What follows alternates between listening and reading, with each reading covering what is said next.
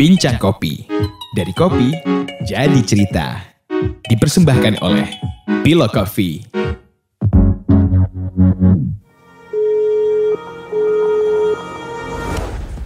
Halo. Baik Mas Noval. Oh, iya. Untuk awal persilakan perkenalkan diri dulu Mas Noval dan dari daerah mana untuk pendengar kami. Halo, nama saya Noval. Saya dari Manado. Kebetulan sekarang nama kedainya Black Cup Coffee and Roastery. Terkait pandemi ini bagaimana Mas Noval menghadapinya, Mas Noval? Kalau untuk kita yang di daerah ya, apalagi di Manado, lumayan kerasa juga sih. Mungkin beda situasi sama dengan yang di Jakarta kan yang kasusnya lebih banyak. Di Manado memang belum terlalu banyak, tapi karena juga daerah kecil, jadi memang pemerintah daerahnya punya langkah-langkah yang kebijakan-kebijakan buat tempat-tempat usaha itu ditutup dulu sementara begitu. Tapi itu awal-awal, sekarang udah mulai agak longgar beberapa minggu ini. Jadi Black Cup sendiri udah mulai buka gitu ya?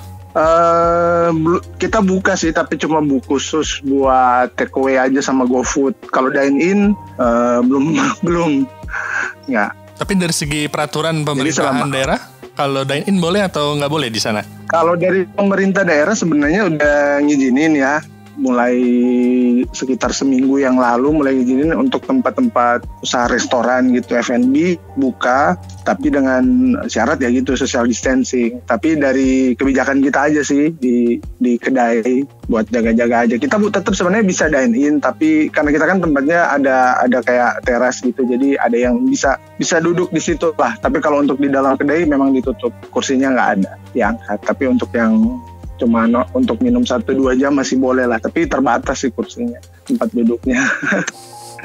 Kalau dari segi pendapatan bagaimana Mas Noval? Kalau dari pendapatan memang bisa dikatakan turun, hampir drop banget sih ya. Apalagi awal-awal pas COVID itu hampir 80% lah. Sekarang mulai agak membaik lah setelah udah mulai cari inovasi lain, kayak bikin minuman botolan liter yang lagi sekarang kopi susu botolan itu kayaknya lebih efektif di kondisi sekarang ini. Membantu meningkatkan penjualan kah itu? Lumayan sih, karena kan istilahnya mungkin saya juga mulai jualan botol sih sekitar baru mau masuk 1 minggu, karena memang lewat GoFood dan takeaway udah mulai drop. Saya coba jualan botol, ternyata responnya bagus. Ternyata orang-orang lebih, kayaknya di sini mungkin karena belum banyak juga ada yang bikin minuman botol, akhirnya banyak yang penasaran. Kayaknya oke juga sih.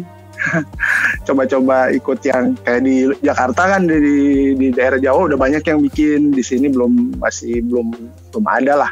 Ya benar. Jadi kita coba bikin, ternyata ya lumayan, karena memang sebagian besar orang banyak aktivitasnya di rumah sekarang ternyata. Karena mereka khawatir juga kali ya keluar.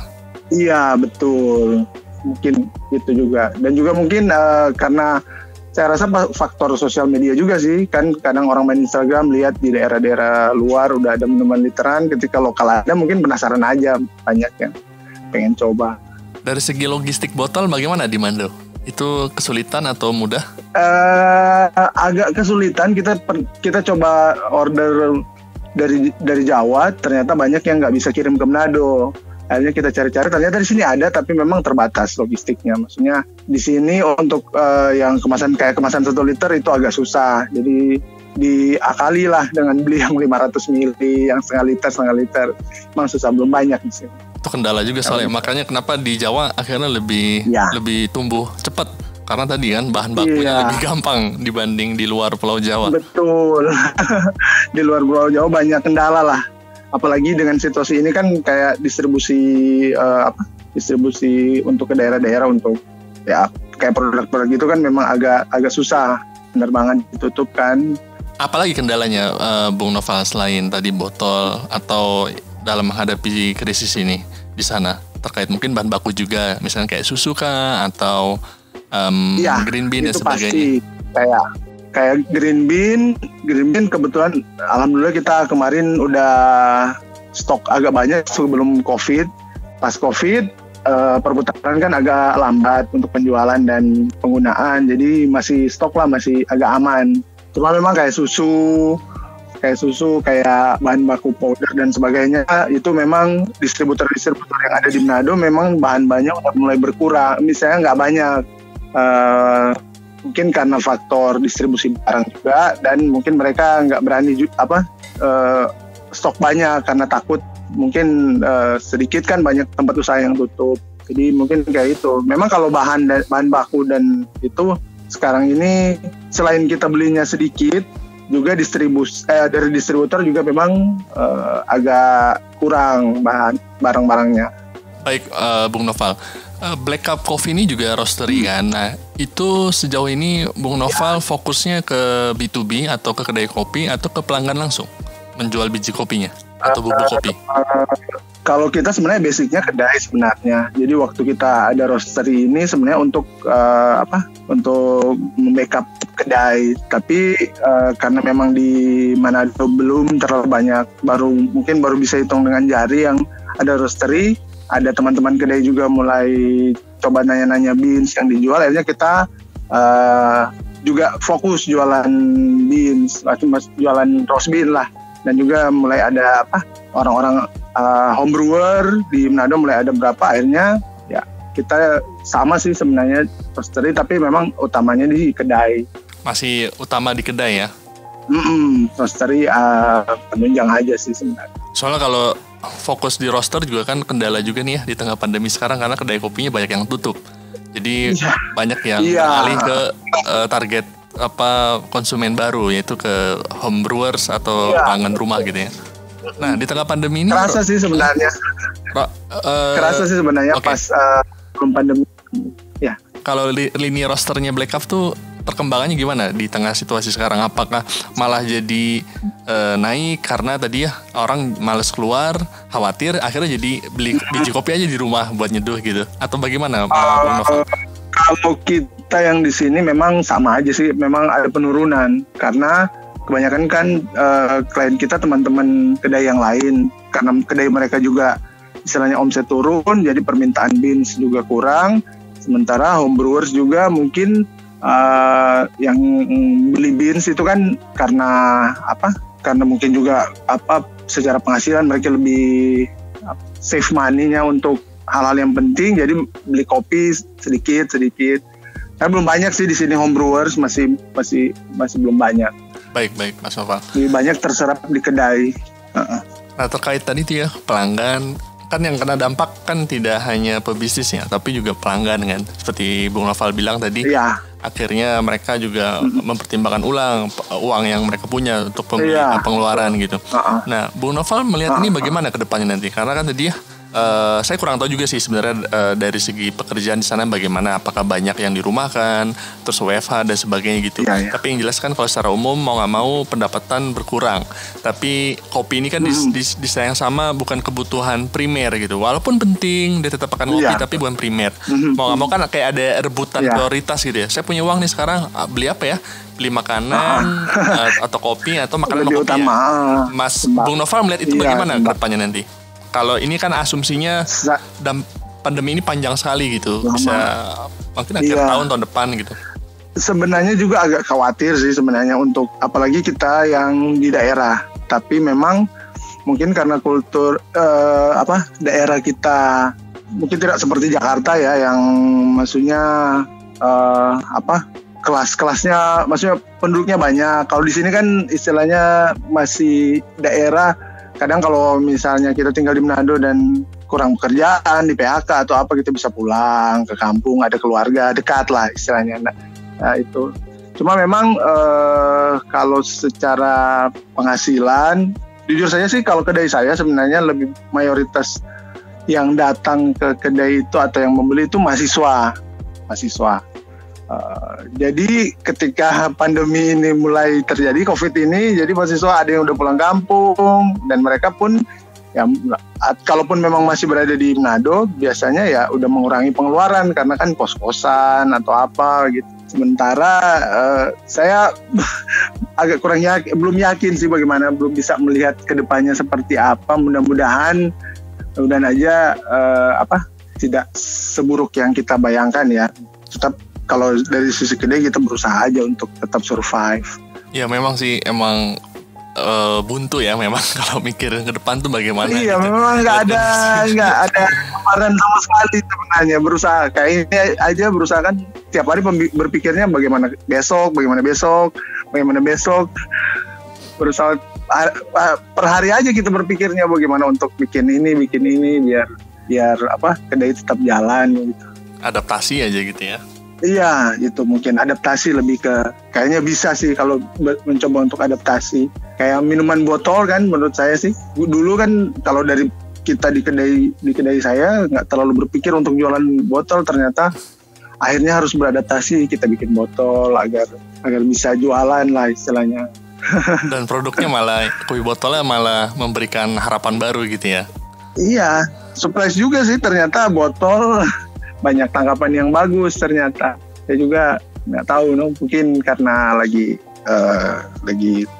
tren aja sih, mungkin. Kalau di Jakarta sendiri susu tuh sudah naik harganya. Kalau di sana apakah ikut naik juga susu?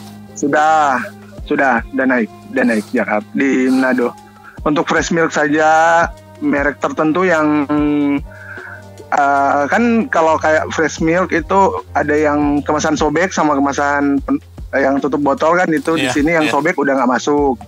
Buat yang sobek itu kan buat kedai, itu di sini udah nggak masuk karena menurut distributor prioritasnya lebih ke Jawa. Jadi kita mau nggak mau beli yang pakai penutup itu yang harganya lebih tinggi ya. Tinggi. Kadang stoknya juga habis gitu. Ya semoga nanti kendala seperti ini yang dihadapi di luar Pulau Jawa bisa teratasi ya dengan baik. Karena itu juga akan membantu sekali ya, Bung Noval ya. Iya, buat semua juga sih ya. Yang di Jawa, di lokal juga semua. Mudah-mudahan cepat lah berakhir. Karena mahasiswa, apalagi kan sekarang kuliah juga ini ya, pada online gitu kan sekarang. Berarti emang kerasa banget ya dampaknya ya, Bung Noval ya. Betul, iya. Mahasiswa. Kan kebetulan kedai saya juga nggak terlalu jauh dari kampus, jadi memang 60% lah bisa dikatakan mahasiswa segmen pasarnya. Nah, pas sekarang memang kerasa, karena memang walaupun jadi gini, misalnya pemerintah buka aja, setelah saya pikir-pikir, misalnya ketika kita buka dan akhirnya pengunjungnya juga sedikit, akhirnya kita rugi operasional, listrik dan sebagainya, mending kita tutup untuk take away delivery aja biar potong costing untuk operasional juga berkurang. Untuk karyawan ya shift-shiftan gitu, untuk barista. Kalau karyawan sendiri Bung Noval ada yang dirumahkan atau bagaimana? Yang dirumahkan nggak ada, tapi memang kita bikin sistem shift karena kan tidak seperti biasanya operasionalnya. Jadi kami berusaha untuk tidak merumahkan semua karyawan karena memang nggak terlalu banyak juga. Jadi pakai shift-shiftan, mereka juga setuju, yang penting mereka bisa bekerja, masih ada penghasilan. Jadi gitu shift-shiftan untuk di barista dan kru. Kebetulan kita jual makanan juga kan, dan jadi ada orang dapur kitchen. Nah, makanan itu sendiri akhirnya ditawarkan kalau di Jakarta, di Pulau Jawa misalkan, atau di Jakarta lah terutama. Itu kan bentuk beku. Nah, itu Bung Noval apa melakukan hal itu juga atau bagaimana? Jadi kalau sekarang ini yang sebenarnya di kedai kita ini makanan ini kita baru buka bulan ini kembali. Sempat 1 bulan kita close dulu karena memang drop banget penjualannya. Akhirnya kita baru mulai buka kembali. Masih mau coba lagi dulu ini sebulan ini apakah memang drop. Kalau memang masih drop mungkin ya kayak di Jakarta atau di Jawa sana bikin makanan frozen. Atau fokus ke minuman lagi gitu ya. Untuk atau memang begitu kalau pilihan terakhirnya kalau memang masih makanan drop. Karena kalau yang saya lihat sih justru sekarang banyak jualan makanan online, orang-orang yang dulu di rumah tiba-tiba bikin usaha makanan online, jadi banyak pilihan. Jadi ya makanya memang drop di kita. Karena mereka juga kena dampak ya, mau nggak mau mereka juga mencari tambahan dengan berjualan gitu ya. Yang berjualan. Suka lihat kadang-kadang konsumen teman-teman Instagram konsumen ada yang udah jualan kan makanan online. Oh gitu ya. Ada langkah-langkah kolaboratif dari teman-teman kopi di sana, Bung Noval, untuk menghadapi ini bersama? Kemarin ada sih beberapa teman-teman yang inisiatif, tapi kayak untuk bantuan ke para medis, memberikan kopi. Tapi untuk mungkin bikin sesuatu kerjasama antar kedai untuk meningkatkan penjualan, Memang baru sempat ada ide-ide antara teman beberapa kedai untuk bikin apa begitu. Tapi belum ada pelaksanaan sih, masih baru ide-ide aja. Karena mungkin sama-sama pusing gitu ya. Iya, masih lebih fokus bagaimana untuk bisa jualan dulu, gitu ya? Survive dulu. Iya, survive dulu. Bertahan aja sekarang juga suatu hal yang berat gitu ya, apalagi tumbuh gitu. Bertahan aja ini masih deg-degan. Iya, gitu ya. Betul. Karena kan kita masih nggak tahu apa yang akan kedepannya kan. Jadi kayak tiap hari tuh lama sekali berakhir. Jadi tiap hari kita berpikir untuk hari ini apa. Jadi sebatas itu aja. Baik, Bung Noval. Saya mengucapkan terima kasih atas waktunya Bung Noval. Sebagai akhir mungkin dari Bung Noval ada tambahan buat pendengar kami. Ya, saya terima kasih buat Mas Dian dan Pilo Kopi mau wawancara saya, terutama yang dari daerah. Mudah-mudahan bisa jadi gambaran aja bagaimana kita di daerah. Tetap secara pribadi saya dan teman-teman di kedai juga masih optimis. Mudah-mudahan ini tidak terlalu berdampak besar terhadap jualan kopi kita. Karena saya juga selain mungkin saya secara kedai, saya juga bermitra sebenarnya dengan petani lokal di sini kopi. Jadi istilahnya mudah-mudahan ini cepat berakhir dan tidak terlalu berpengaruh besar terhadap industri kita. Yang pasti tetap semangat lah. Selama masih ada kopi kan kita tetap bisa semangat. Ini hal baru buat saya, jadi mohon maaf nih, saya akan nambah pertanyaan lagi Bung Noval. Karena Bung Noval bercerita tentang soal bermitra dengan petani di sana. Boleh diceritakan Bung Noval buat teman-teman yang mungkin kan info dari luar daerah, karena tetap kopi ini sangat bias gitu ya kalau informasinya gitu. Dalam artian bias tuh saya tinggal di Jakarta pun tidak banyak tahu tentang berbagai daerah. Jadi buat saya ini kesempatan bagus buat saya, kami dan pendengar. Boleh ya bisa berbagi Bung Noval jika berkenan. Iya, kebetulan. Iya. Saya juga baru kepikiran sih, saya mau menginformasikan soal di Manado, di Sulawesi Utara lah, kita ada kopi lokal sebenarnya, dan ini udah ada sejak tahun 2013 sebenarnya kopi ini. Kalau Black Up sendiri kan dari tahun 2014. Sebelum Black Up ada, perkebunan kopi ini udah ada, dan akhirnya kemudian kita kenalan dengan beberapa orang di kebun kopi. Sebenarnya ada satu keluarga yang kita kenal di situ dan kita bermitra, dan di sana di sana itu ada banyak petani kopi, dan kalau di sini namanya kopi Koya Tondano. Kopi Koya. Jadi itu kopi dari Minahasa. Robusta atau Arabica atau dua-duanya Bung Noval? Arabica. Khusus kalau di Manado kan ada dua, ada Robusta yang udah terkenal dari zaman Belanda, Robusta Kota Mobagu. Arabica ini baru mulai dikembangkan tahun 2000-an, 2013. Tapi sebenarnya sejarahnya memang daerah Minahasa ini kan pernah di zaman Belanda pernah jadi perkebunan kopi kalau nggak salah. Iya, benar. Dari yang saya tahu. Bahkan kalau dari sejarah daerah penghasil kopi yang penting sekali tuh, karena salah satunya dikenalkan uang kertas. Ya betul. Jadi daerah yang sekarang Minahasa Tondano Koya ini, menurut cerita dari orang-orang yang ada di situ, bahwa dulu memang daerah yang sekarang mereka tanamin kopi kembali ini dulu memang daerah kopi. Tapi kemudian kan kalau nggak salah di daerah Minahasa itu sempat sebagai perlawanan ditebangkan pohon-pohonnya kan? Iya. Tebang pohon kopinya sebagai bentuk perlawanan. Nah, sempat hilang kopi-kopinya, akhirnya mereka kembali bertanam di tahun 2013. Tapi memang produksi kecil karena perkebunannya juga banyak. Tapi karena waktu itu distribusinya belum ada kedai waktu itu, akhirnya ada banyak petani, masih sedikit kedai dan roastery, ada banyak petani yang udah mulai nggak berproduksi lagi. Tetap ada beberapa yang berproduksi. Sebenarnya kalau semua petani berproduksi lumayan banyak sih di situ kopinya. Biasanya dijual kemana itu Bung Noval, kopi Arabicanya? Green bean, kopi Arabicanya itu diserapnya oleh roastery lokal sih sekarang. Karena kita kan bermitra dengan satu petani nih, ada kedai lain juga bermitra dengan petani yang lain, ada sekitar 3 atau 4 roastery lokal yang mengambil kopi di daerah yang sama. Jadi dari serapnya dan penjualannya lebih ke lokal sebenarnya, untuk orang-orang lokal. Karena kan di Manado sendiri memang masih banyak yang belum tahu kalau ada kopi Arabica, karena selama ini lebih terkenal dengan kopi Robustanya kan. Ya benar. Bagus. Gitu. Untuk serapan tahun ini, apakah akan diserap semua? Mengingat ini ya, kedai kopinya juga turun gitu. Ya kalau di mitra saya memang karena dia juga kebunnya tidak terlalu besar, sebisa mungkin kita memang beli langsung ke dia dan diserap semua untuk dia sebagai stok aja dulu untuk kita. Jadi masih ada kayak ini bulan ini mungkin akan panen lagi tapi nggak terlalu banyak. Ada info lain Bung Noval yang bisa kami dengarkan buat teman-teman di luar Manado terkait itu? Terkait kopi lokal? Iya. Ya, terkait kopi. Jadi saya info aja sedikit soal kopi Arabica Koyo Tondano ini. Memang dia daerah tanamnya tidak terlalu tinggi, sekitar 800-an mdpl. Dan kemarin memang sempat beberapa kali kita kirim-kirim ke teman-teman yang di luar. Tanggapannya sih bagus. Saya bermitra dengan petani ini mulai tahun 2015-2016. Jadi kita bermitra, saya memberikan, kita sebagai kedai berikan masukan cara berproses dan sebagainya. Jadi kita evaluasi bersama-sama, memang masih dalam proses untuk menuju yang lebih baik. Cuma sekarang memang kendalanya dari produktivitas.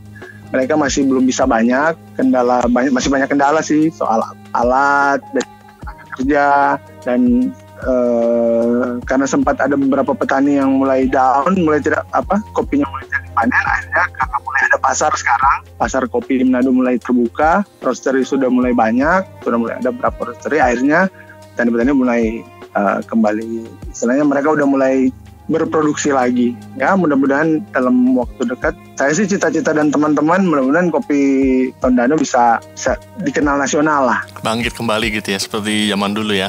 Iya. Ya, kopi Minahasa punya peranan penting emang dalam sejarah perkopian Nusantara. Iya.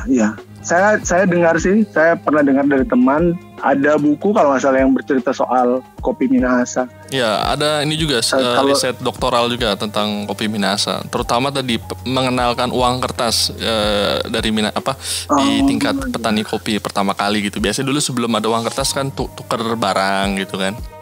Kain dan sebagainya gitu. Terus ternyata mulai diperkenalkan uang kertas, akhirnya ada perubahan-perubahan tuh situasi sosialnya bagaimana. Baik Bang Noval, terima kasih kali ini beneran. Kami rasa sudah informasi dari Bung Noval sangat penting sekali, dan kami berterima kasih ya sudah berkenan berbagi juga info tentang kebun di sana. Iya, terima kasih Mas Dian dan teman-teman Pilo Coffee.